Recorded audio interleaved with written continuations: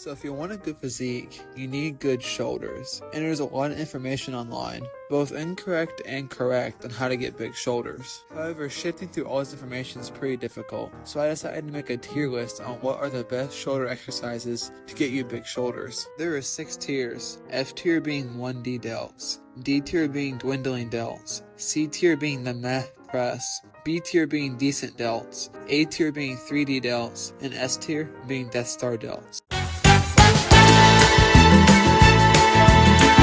Starting off F tier, we have the Shrug. The Shrug is great for building your traps. However, if you want big shoulders, it's not going to help at all. Next up is a pull-up. The pull-ups will hit your rear delts just a tiny bit, but literally nothing major, and it won't hit your front delts or side delts at all. And then lastly, we have the plate press. The plate press is awkward, more for your chest, and even then it's pretty bad at hitting your chest. It takes what little tension it had on your shoulders and chest will make you balance the plate on your hand. D tier is actually very short, the only exercise on it being upright row. The upright row is just okay at hitting your side delts, while it's neither your rear delts or your front delts. The reason I put it so low is that 1, it barely hits the side delts, and 2, for most people, it'll cause shoulder pains. Starting off C tier, we have the Arnold press. The Arnold press will mostly hit your front delts with a little bit of side delt involvement. However, for most people, it'll cause shoulder pains, which is why I put it so low. Not to mention the twist at the bottom is kind of pointless, as it only brings your forearms into it, not your shoulders. Next up is an incline push-up. The incline push-up won't really hit your shoulders, it's much more of a lower chest exercise. Next up is the landmine press. The landmine press will hit your shoulders quite a bit, however it's too awkward to be put too high. Ending it off, we have thrusters. Thrusters will hit your front delts quite a bit, but it adds a pointless part at the bottom where you squat. This will pointlessly tire your legs out, and overall just make it more pointless. Starting off B tier, we have the bench press. It'll hit your front delts quite a bit, however it's much more of a chest and tricep exercise, and pretty much any overhead press will hit your shoulders more. Next up we have the barbell row. The barbell row will hit your rear delts quite a bit, but again, as with the bench press, it's much more of an other movement exercise, as it'll hit your back much more. Next up we have dips. Again, dips are much more a chest and tricep exercise, and it will work your front delts, however pretty much any overhead press will hit it. And ending with the same thing, the push-up.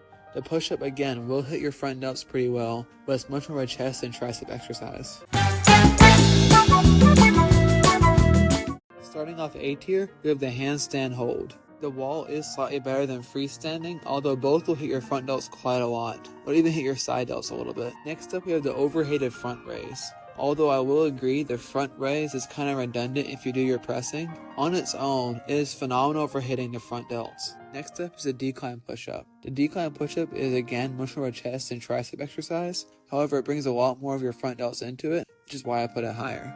Next up is a freestanding handstand push-up. This is great at hitting your front delts and even your side delts, but the main thing with it is it challenges your balance way too much to be put at S tier. Next is an incline bench press. As with the normal bench press, it's much more of a chest and tricep exercise, however bring a lot more of your front delts into it than a normal bench press will.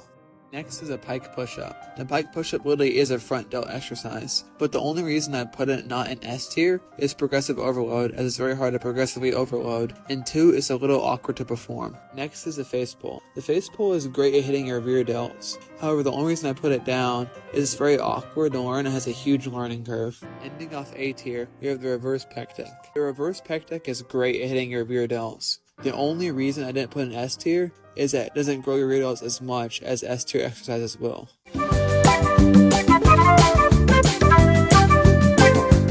Starting off S tier strong, we have the standard lateral raise. The lateral raise is a tried and true classic, and it's famous for a reason. It's phenomenal at hitting your side delts. Next up is pretty much any overhead press. The overhead press will completely hammer your front delts while also getting a lot of side delts. Then next is a wall handstand push-up. The wall handstand push-up is absolutely phenomenal. In my opinion, it's better than a normal handstand push-up since it requires less balance. For progressive overload, you can use a weighted vest or a weighted backpack. Next up is the Egyptian cable raise. The Egyptian cable raise will completely hammer your side delts, as well as it'll put a huge stretch on them. Next up is the standard cable lateral raise, which again will also completely hammer your side delts and place a good stretch on them. Next up is the Lou raise. The Lou raise is pretty much a full range of motion lateral raise, and again, will completely hammer your side delts to make them grow. And ending it off with the dumbbell rear delt fly. The dumbbell rear delt fly is great at growing your rear delts, and in my opinion is the best rear delt exercise. If I had to pick a personal favorite out of all of these, it's probably the seated dumbbell overhead press. For me, it's simply fun, and it grows my front and side delts phenomenally. And that's pretty much it. Hope you enjoyed the video.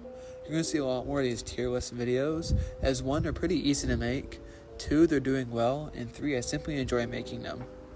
You're going to also just see more uploads in general, since I'm going to try and upload almost every single day, like maybe 5 to 6 uploads per week. But anyway, that's pretty much it. See you next time, and bye.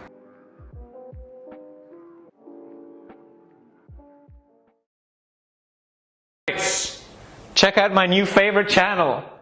It is so good. Oh my god. Look at it.